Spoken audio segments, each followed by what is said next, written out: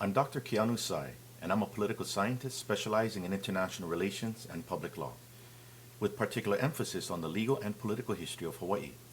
I'm also a plaintiff in a lawsuit against the Obama administration that was filed on June 1st, 2010 in Federal District Court in Washington, D.C. In order to better understand the lawsuit and its profound impact today, I've produced short vignettes that cover certain sections of the complaint.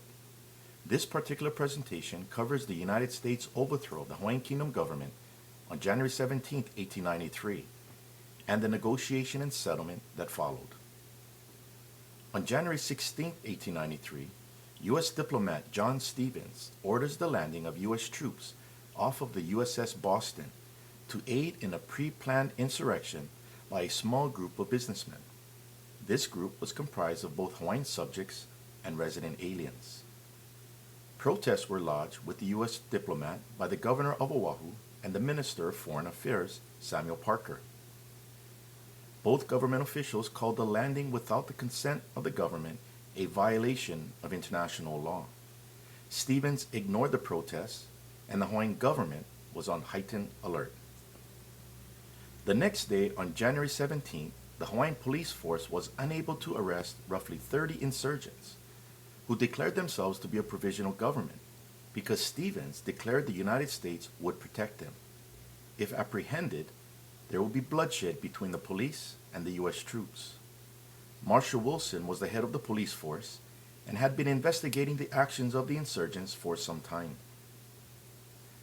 This action forces Queen Liliuokalani to temporarily assign her executive power to enforce Hawaiian law to the president under protest so the president could investigate the actions of the U.S. diplomat and troops.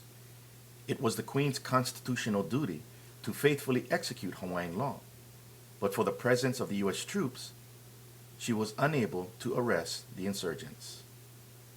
President Harrison does not take heed of the protests and prepares to meet with members of the insurgency in Washington. A few of the insurgents arrive in Washington and sign a treaty of cession, ceding all of Hawaii to the United States.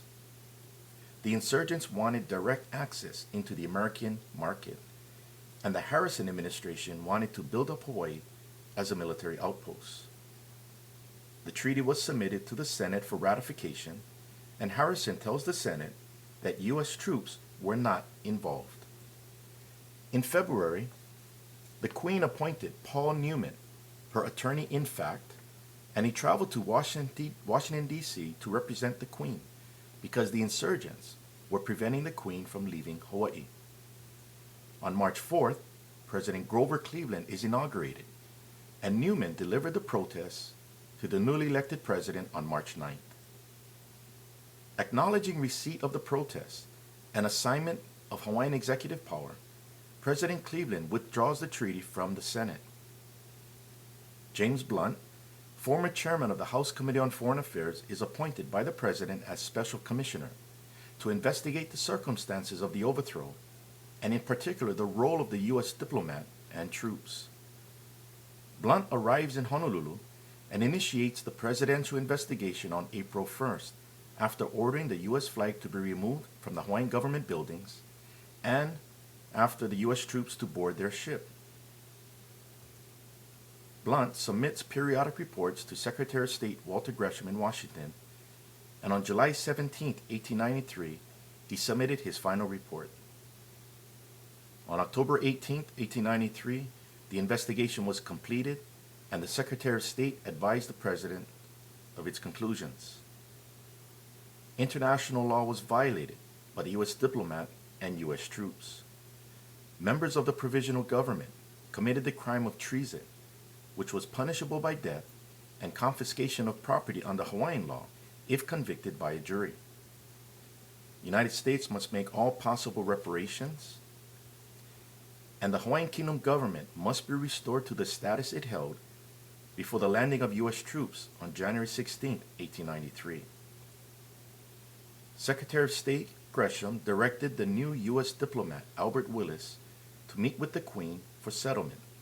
They met at the U.S. legation or embassy in Honolulu on November 13, 1893.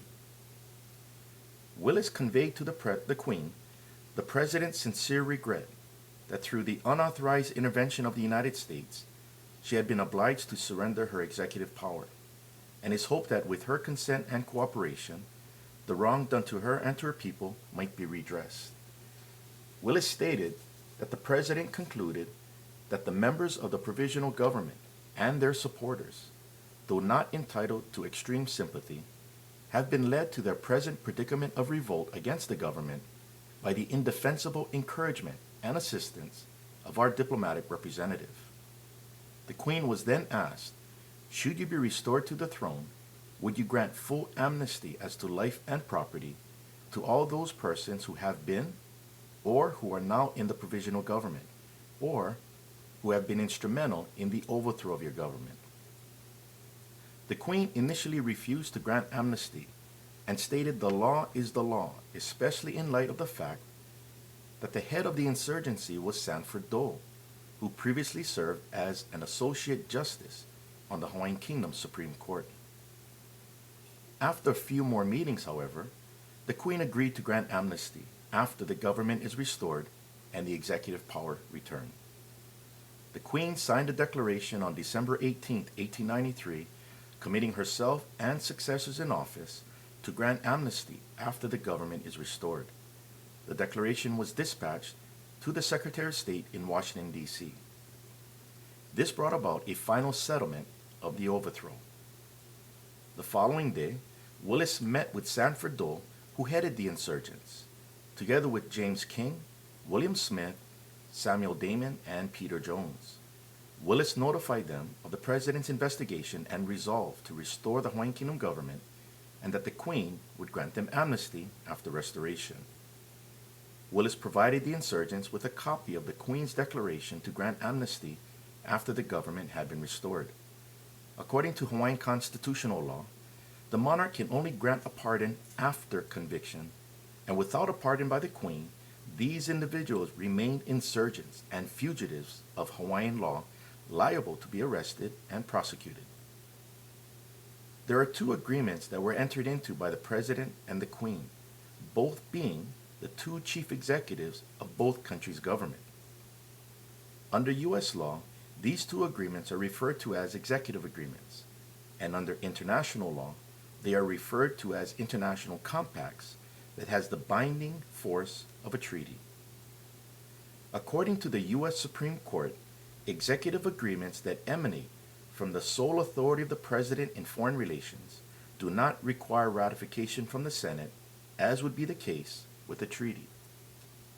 The first executive agreement is called the Lili'uokalani Assignment of Executive Power, dated January 17, 1893, that binds the President and his successors in office to administer Hawaiian Kingdom law.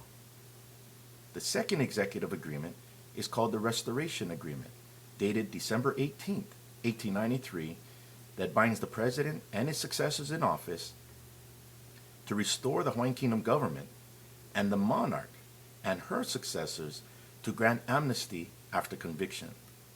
Despite the overthrow of the Hawaiian Kingdom government, the Hawaiian Kingdom continues to exist as an independent and sovereign state, and that the duty to administer Hawaiian Kingdom law provisionally resides in the office of the President until returned after the Hawaiian government is restored. There is no dispute between the United States and Hawaii regarding the overthrow of the Hawaiian Kingdom government, except the duty for the President and his successors in office to faithfully execute the agreements.